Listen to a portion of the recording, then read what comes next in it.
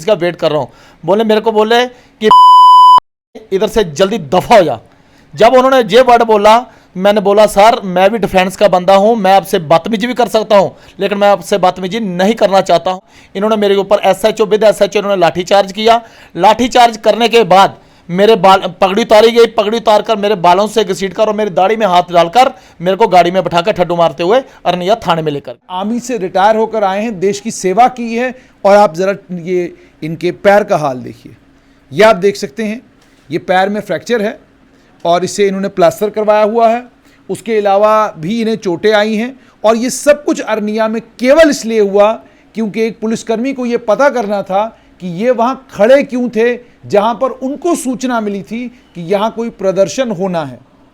अंग्रेज़ों के ज़माने का बनाया हुआ कानून आज भी चल रहा है और शायद उसी कानून की वजह है कि पुलिसकर्मी ये समझ बैठे हैं कि उन्हें जो वर्दी दी गई है उस वर्दी ने उनको इतना ताकतवर कर दिया है कि बिना किसी वजह, बिना सवाल जवाब किए वो किसी को भी पीट सकते हैं। और आपको जानकर ये हैरानगी होगी कि पीटने का जहां तक ताल्लुक है, कानूनी तौर पर किसी पुलिस अधिकारी को कोई अधिकार नहीं है कि वो किसी के ऊपर लाठी डंडा चलाए, तब तक कि जब तक उस लाठी डंडे का चलाना ज़रूरी ना हो। मिसाल के तौर पे कहीं हालात ख़राब होते हैं तो उस समय कहा जाता है, पुलिस को इजाज़त दी जाती है कि आप उस समय लाठीचार्ज कर सकते हो अगर आपको लगता है कि लॉ एंड ऑर्डर सिचुएशन को मेंटेन करने के लिए उसका करना ज़रूरी है। लेकिन आप ज़रा एक सूबेदार मेजर ऑनरी कैप्टन है, आर्मी से रिटायर होकर आए हैं, देश की सेवा की है। और आप ज़रा ये इनके पैर का हाल देखिए, ये आप देख सकते हैं, ये पैर में फ्रैक्चर है और इसे इन्होंने प्लास्टर करवाया हुआ है। उसके अलावा भी इन्हें चोटें आई हैं और ये सब कुछ अरनिया में केवल इसलिए हुआ क्योंकि एक पुलिसकर्मी को ये पता करना था कि ये वहाँ खड़े क्यों थे जहाँ पर उनको सूचना मिली थी कि यहाँ कोई प्रदर्शन होना है।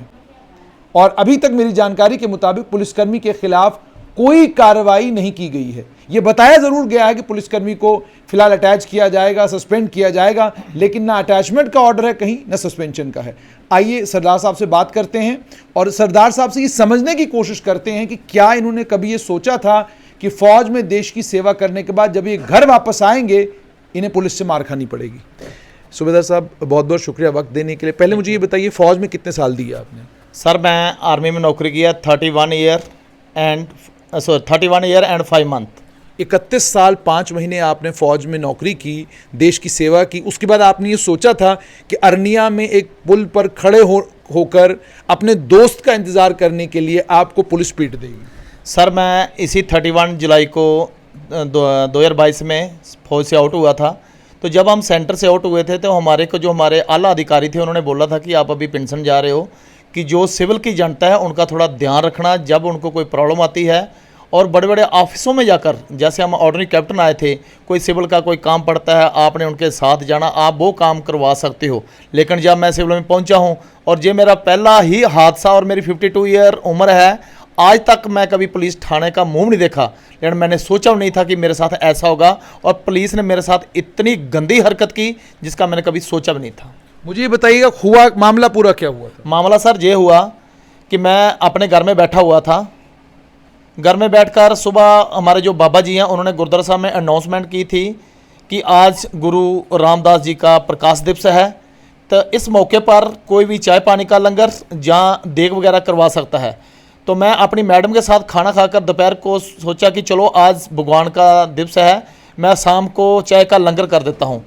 तो मैडम बोली ठीक है, जी मेरे बड़े भाई साहब बैठे हुए हैं साथ में। मैं इनको इतना बोला कि कितनी संगत होगी, बोले कि 65 या 70 के लगभग। तो मैं बोला ठीक है, हमारे नहर में पर चाय पानी का प्रोग्राम होता है, मैं वहाँ पर ऑर्डर किया ब्रेड पकौड़े का। उसके बाद मैं अरनिया से सोचा कुछ मीठा ले आता हूँ। तो जाते जाते जैसे मैं घर से निकला, स्कूटरी लिया, अपने पुल के ऊपर पहुंचा, एक नाले के ऊपर। वहाँ पर मेरे गांव का एक लड़का है अर्जुन कुमार, वो मेरे को मिला। मेरे ना थोड़ी कमर को प्रॉब्लम थी, तो मैं उसको बोला कि यार मेरा थोड़ा कमर देखना। तो बोला भाई साहब आओ ऊपर बैठते हैं दुकान के ऊपर। मैं स्कूटरी नीचे लगा दी, तो मैं वहाँ पर बैठ गया और कोई भी बंदा, सिंगल बंदा भी वहाँ पर नहीं था। और एक पुलिस का एएसआई था और एक पुलिस वाला था। तो उसके 10 मिनट ही हुए थे बैठे, 5 मिनट हार्डली हुए थे बैठे हुए। इतनी देर में मरोड़ का एक नीटा है और अरनिया का विपिन कुमार, वो अपनी गाड़ी में आते हैं, वो भी मेरे पास नहीं, वो भी दूसरे रोड पर जाते हैं, वहाँ पर वो गाड़ी खड़ी कर देते हैं। और उसके चंद सेकंड बाद एसएचओ आता है, सुमित शर्मा जी, वो आते हैं। तो उन्होंने आते ही सबसे पहले जो मरोड़ वाला नीटा था उसको गाली गलौज किया बुरी तरह, वो उनको मैंने सुना। और उसके बाद मेरे को नहीं पता कि नीटा जी ने क्या बोला है। उसके बाद विपिन को वो वहाँ से पीटते पीटते लेकर आया और गले से पकड़ा हुआ है, उसको लेकर उन्होंने अपनी गाड़ी में डाला और उनको धकेल के अरनिया थाने में ले गए। उसके बाद मेरे पास आते हैं और बोलते हैं कि तू कौन है। मैंने उनको बोला कि मैं सुबेदार मेजर ओनी कैप्टन सुबर्णजीत, जो 31 जुलाई 2022 को मैं पेंशन आया हूँ सर। मेरा गांव कूल है, मैं जहाँ पर किसी का वेट कर रहा हूँ, मैं बैठा हूँ जहाँ पर किसी का वेट कर रहा हूँ। बोले मेरे को बोले इधर से जल्दी दफा हो जा। जब उन्होंने ये वर्ड बोला, मैंने बोला सर मैं भी डिफेंस का बंदा हूं, मैं आपसे बदतमीजी भी कर सकता हूं, लेकिन मैं आपसे बदतमीजी नहीं करना चाहता हूं, लेकिन आप थोड़ा तमीज से बोलें, अगर आप ऐसा बोलेंगे तो मैं यहां से नहीं जाऊंगा। उन्होंने फिर ये बात बोलने पर जो उसके साथ थे, एक था लियाकत अली और एक था प्रदीप जी, बाकी इसके अलावा और भी था उनका स्टाफ। इन्होंने मेरे ऊपर एसएचओ विद एसएचओ इन्होंने लाठीचार्ज किया। लाठीचार्ज करने के बाद मेरे बाल पगड़ी उतारी गई, पगड़ी उतार कर मेरे बालों से घसीट कर और मेरी दाढ़ी में हाथ डालकर मेरे को गाड़ी में बैठाकर ठड्डू मारते हुए अरनिया थाने में लेकर गए। जैसे मैं अरनिया थाने में पहुंचता हूं तो चंद सेकंड बाद अपने हमारे गांव का ही एक सुभाष सैनी सरपंच जी हैं, वो वहां पर भी वो भी आ जाते हैं। तो मैं उनको पूछा सरपंच साहब आप कहाँ, तो बोला यार मेरे को बोल लगाते लगाते हैं। मैं बोला मेरे को भी ऐसे पीटा गया है। हमारे चारों को अंदर बैठाया। तो थोड़ी देर बाद एसएचओ साहब आते हैं। एसएचओ साहब आने के बाद उन्होंने आते ही कुछ पूछा नहीं, जैसा नहीं। आपको थाने ले गए? जय सर। मतलब मारने पीटने के बाद थाने ले गए? थाने क्यों लेकर गए, कोई वजह बताई? इसकी कोई वजह नहीं है, कोई इसके ऊपर कोई इंट्रोडक्शन, कोई मेरा परिचय नहीं लिया गया किस लिए थाने लेकर गए हैं। थाने ले जाने के बाद जैसे ही सुभाष जी पहुंचा, उसके बाद पहुंचने के बाद अपने एसएचओ साहब आते हैं। एसएचओ साहब ने पूछने की इच्छा नहीं, सिर्फ और सिर्फ इसको सुभाष को दोबारा पीटना शुरू कर दिया और इतना पीटा कि हद से ज़्यादा। वहां पर पीटने के बाद मेरे को बोले हैं कि आप मेरे ऑफिस में आओ। मेरे को ऑफिस में बैठाया और उसके साथ एक सरदार जी और था पुलिस वाला, वो भी, उनका नाम मेरे को एक्यूरेट पता नहीं है। वहां पर बैठाकर मेरे को उन्होंने बोला सरदार साहब मैं आपसे सॉरी मांगता हूं कि मैंने आपसे गलत हरकत की और आपकी पगड़ी साली है। मैं बोला सॉरी सर, आपने जो मेरी बेइज्जती करनी थी वो कर चुके हैं आप। मैं जब आपको बोल रहा था मैं डिफेंस का बंदा हूं और मैं भी आपकी वर्दी को हाथ डाल सकता था। मैं हाथ इसलिए डाला क्योंकि मैं डिफेंस में 31 ईयर नौकरी करके मेरे को पता है कि डिफेंस की इज्जत क्या है। आप भी डिफेंस के, मैं आपको बिल्कुल स्टारों से पकड़ सकता था, लेकिन मैं ऐसा काम करना नहीं चाहता था। तो फिर मैं बोला कि जो मेरी पगड़ी है, अभी मेरी पगड़ी मेरे गांव वाले ही मेरे सिर के ऊपर रखेंगे, आपको रखने का हकदार नहीं है। ये सारा मसला हुआ। उसके बाद आपको छोड़ दिया या थाने में ही रखा? उसके बाद फिर जैसे ही वहां पर एसपी साहब आए हैं, पूरा जो हमारा गांव था वो इकट्ठा हुआ है, पूरा गांव नहीं, इसके अलावा और आसपास के लोग वो इकट्ठे होते हैं, वहां पर नारेबाजी शुरू होती है। उसके बाद एसएसपी साहब आए हैं। एसपी साहब और एसएसपी साहब ने भी मेरे को पकड़ी दी है और मेरे को बोला कि जो हमारे स्टाफ ने किया काम, जो हमारी वर्दीदारी वालों ने किया है, ये गलत किया है। लेकिन हमने सुना था कि जो पंजाब की पुलिस है वो दुनिया के साथ गलत करती है, लेकिन पंजाब की पुलिस तो बहुत अच्छी है। मैं बोलता हूं जितनी बदतमीजी जेकेपी वाले करते हैं इसके अलावा कोई कर नहीं सकता। लेकिन हमने सुना था कि जेकेपी जो पुलिस है ये दुनिया की सहायता करती है, लेकिन सहायता करने वाले नहीं है, ये तो डंगरों जैसे इंसान की वैल्यू समझिए और डंगरों जैसे वो पीटते हैं हमारे को।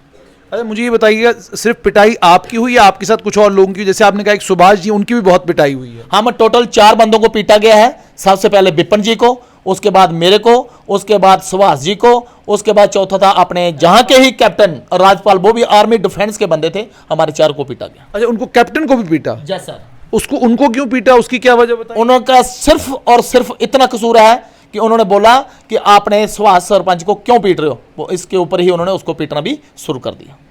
अच्छा मुझे ये बताइए, ये सारी पिटाई हुई है लेकिन अभी तक मेरी समझ में ये नहीं आ रहा कारण तो कोई नहीं पता चल रहा।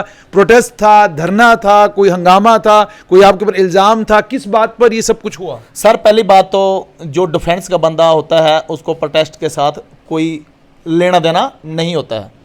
अगर फिर भी वो प्रोटेस्ट करने जाते ही हैं तो प्रोटेस्ट जनता का हक है, लेकिन मैं जहां पर ये बोलना चाहता हूं प्रोटेस्ट वाला कोई रोल नहीं था। आप वहां पर सीसीटीवी कैमरे देखें, अगर आपको 2 बंदे के अलावा तीसरा बंदा मिलता है तो मैं ये बोलना चाहता हूं कि J&K पुलिस जो हमारे चारों को सजा देना चाहती है वो दे, अब उसके हकदार होंगे।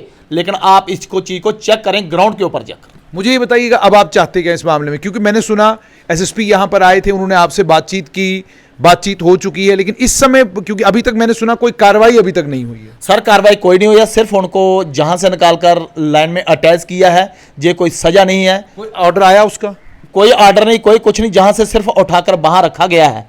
लेकिन ये कोई सजा, हम सजा ये चाहते हैं उसको, इस सरकार को प्लस पुलिस महकमे को आकर ये देखना चाहिए कि हमारे चारों बंदों के साथ कैसे पिटाई की गई है, क्या कारण था, किसने पिटाई की गई, और ऐसे इंसान को ये हकदार नहीं है कि ये JNK के अंदर नौकरी करे।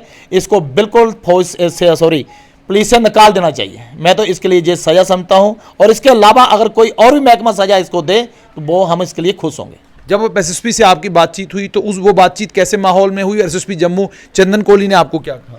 चंदन कोहली साहब ने बहुत अच्छी हमारे साथ बातचीत की, और उन्होंने फुल आश्वासन दिया कि मैं 10 दिन के अंदर इनको कोटा हुमकारी रखूंगा, और इसके ऊपर सख्त से सख्त मैं डिसीजन लूंगा।